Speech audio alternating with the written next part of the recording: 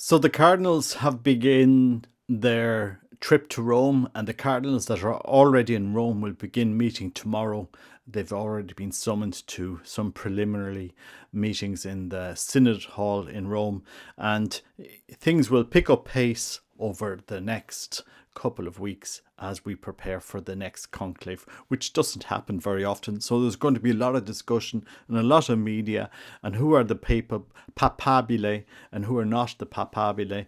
There's a saying in Italian, che chi entra papabile esce cardinale. Who enters papable leaves a cardinal. Chi entra papabile esce cardinale. So sometimes the front runners, the famous ones, don't always end up being elected Pope. If we remember back to John Paul II, fresh off a previous conclave, after John Paul I died, there wasn't much expectation that a Polish cardinal would be elected. In fact, he wasn't even voted as one of the front runners for as pope, and yet he was chosen as a compromise, really, after some stagnation in the voting process, and he became John Paul II, one of the longest serving popes in recent memory. And there's what's going to be interesting about this conclave is the fact that we're going to have the first pope elected in May in 255 years. It's just a strange coincidence that seems to have popped up in it will be the first time we will have a May Pope in 255 years. You would have to go back to Pope Clement the 14th in 1769 to the last time that a Pope was elected in May. And even at that year, when Pope Clement the 14th was elected, Pope Clement the 13th, the predecessor, died in February of that year. And then there was a lot of discussions, wrangling and so forth over, okay, who's going to be the next Pope? Because during that period, at that time, there was a lot of discussion about suppressing the Jesuits. They had already been suppressed in Spain. And a lot of the monarchs and the political powers, they wanted the Jesuits suppressed. And in order for that to happen, first of all, they needed somebody to carry out that request. And so who gets elected on May of that year? The last time a May Pope was elected was a Franciscan, who was Pope Clement the 14th. And Pope Clement XIV then goes on to suppress the Jesuits, who somehow managed to survive in Russia at the time, I think, and later all came back, were unsuppressed and managed to grow and so forth. But I do think history is going to teach us something about this May Pope. And Pope Francis, he could go down in history as one of the most reforming popes we have ever had. And people listening to my channel say, well, Robert, you've said some things about Pope Francis. It's not like you had much love for him, some will say to him. I found his style interesting. I found his style interesting, but earlier on in his papacy, when I was in Rome, I was part of some conversations of some priests who were members of the dicastery of it was Cardinal Muller's dicastery at the time, that were abruptly told to leave. Okay, and there was a lot of discussion about the actions of the Pope at the time, that he was very abrupt, very dictatorial. Didn't take into account of the human side of some of his actions, and so he kind of polarized the church in many ways, and sometimes that's okay. Sometimes you need a hard ruler in order to push forward reforms, otherwise nothing ever happens.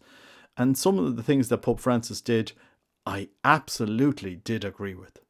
I firmly, 100% stood behind Pope Francis on some of the things that he reformed in the church. And on others, I didn't. I didn't think they were the right things for him to do. But for example, when he required bishops to submit to Rome for a second opinion if a group was going to, if a founder or somebody wanted to found a new congregation in the church, and Pope Francis asked for them to submit their this request to Rome so there could be a second pair of eyes, second vetting on this. I absolutely thought that this was the right thing to do. Because so many times some of these people that found groups, they don't have due diligence behind them. They don't have proper vetting behind them. They might hoodwink one bishop and worm their way into a diocese and found something in that diocese without visitations, without transparency, without auditing, etc., etc. And then the problems crop up later on.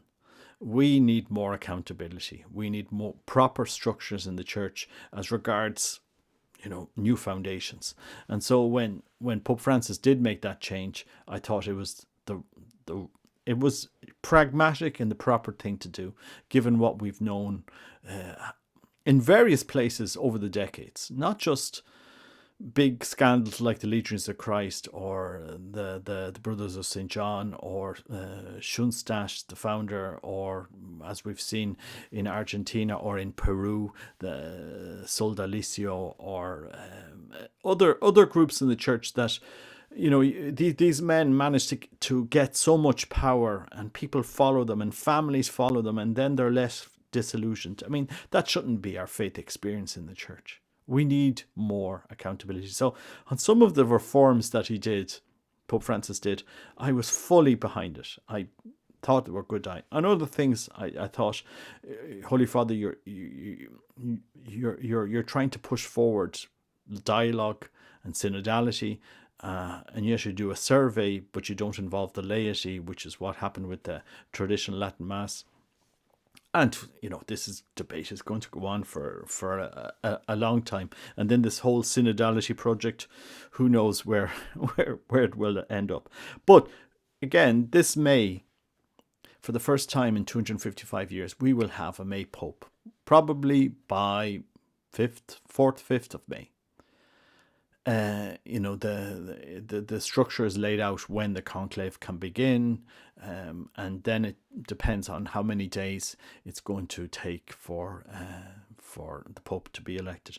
If we remember back, Pope Benedict resigned on the 28th of March 2013, and Pope Francis was elected on the 13th, although Pope Benedict did say that they could begin the conclave a little bit earlier if all the cardinals were in Rome. So who knows if it will be earlier or later, but the normal course of events would be that we will have a May Pope by 4th, 5th, around that date of May. And this Pope will obviously be presented with a lot of challenges. Will he be gerrymandered? Will he be stuck trying to complete the legacy of the previous Pope on some of the reforms that he's done? Or will he take a more uniting approach in the church? Will he unite all of the different strands in the church and drive them forward? Who knows? This year will be the largest Chartres pilgrimage ever in the history of that event. So you will have, I've heard somebody say 60,000 young people on this pilgrimage this year. 60,000 young people who go to traditional Latin Mass isn't a small number. And somebody said it could be more, but I'm just going with the lower figure. 60,000 young people, and God knows how many others will be there. I mean, this isn't a small event, a small number, and we should use all of the different traditions in the church, all of the different groups to evangelize. I think it's an amazing time to be Catholic. It really is, and we shouldn't be afraid to preach the faith in this moment of time. So let's see what happens as we move forward. Who knows? We could have, like 255 years ago, who knows, another Franciscan Pope. That's who the last pope was that they elected 255 years ago in May, was a Franciscan to deal with the Jesuits. Maybe this time they will elect a Franciscan to deal with the Jesuit problem in the church, because it will be interesting to see what happens. But I suppose it'll be interesting to see what happens over the next few weeks. 20 years ago, when John Paul II died in April, my wife and myself, we flew out to his funeral. We were one of the last people to arrive, even though we arrived late in Rome. We arrived very late. Just a couple of hours, I would say, if I'm not mistaken, we arrived 2 hours into the Vatican just before the body that was lying in state, Pope John Paul II's body, was going to be placed in the coffin. And we had, my wife had organized with some Polish nuns, because she had all the Polish connections, that we would bypass the queue, because they had a queue that was like miles long back in 2005 to see the Pope lying in state, like miles long. There wasn't a hope that we would ever get into the Vatican if we had been in the queue.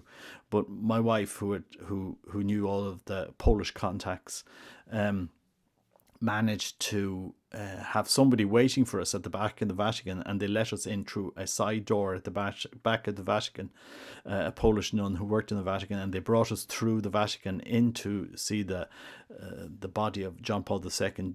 Literally, that just a few, very, very, well, I would say, I think it was a half an hour before he was going to be placed into the coffin, because we were told, look, if you don't arrive at this time, before this time, there's no way you're getting into the Vatican. But we did manage to arrive, even though our flight arrived late into Italy and was diverted to it was diverted to Pescara, and we needed to take a bus at the time to Rome. So we didn't think that we would make it at all, but we actually did. We arrived, and we got into the Vatican, and we paid our respects. And I remember that evening, just going around Rome back in 2005. It was an important day for us, because both of us had met John Paul II, numerous times, both my wife and myself.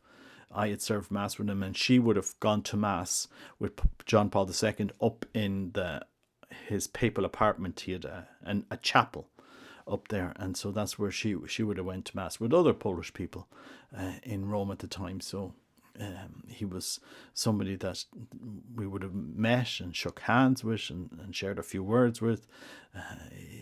He was an incredible example, somebody that we knew. And he was a person that was able to bring together different strands in the church, the traditionalists and not so traditionalists. Even when Lefebvre ordained those bishops back in 1988, John Paul II didn't ban the traditional Latin Mass. He allowed those that wanted to go to that Mass to continue to say it. He allowed the Fraternity of St. Peter to be founded, and for those that wanted to go, well, you can go. And I think the Pope Francis could have nurtured those groups a little bit more and used them to help the church. But again, the Pope Francis phenomenon has been interesting, because the seminarians joining the church during the Francis era are some of the most traditional that you can get. This is really where they're gone.